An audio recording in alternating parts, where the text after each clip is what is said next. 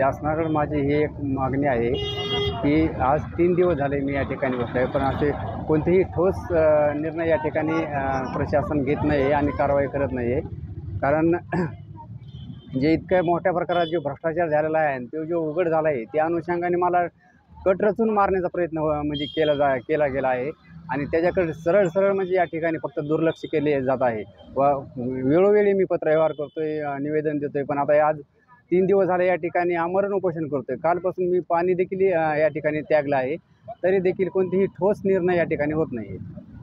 काय मागणी असणार आहे? आता जर तात्काळ जर नाही केली तर मला आता हे म्हणजे स्पष्ट असं दिसतंय किंवा मला माझ्या एक ह्याला आत्मदहनासाठी मला प्रवृत्त केलं जातंय, असं स्पष्ट मला या ठिकाणी दिसतंय. काय इशारा देतात? हो, जर तात्काळ जर काय ह्याच्यावर कारवाई नाही झाली तर मला आता ते मी तुम्हाला सांगितल्याप्रमाणे किंवा मला आत्मदहनाला प्रवृत्त केलं जातं हे मला दिसतंय आणि मला त्याशिवाय पर्याय नाही. आता मी आत्मदहनच करणार आहे. नाव सांगा. बाळू श्रीमंत तोडेकर.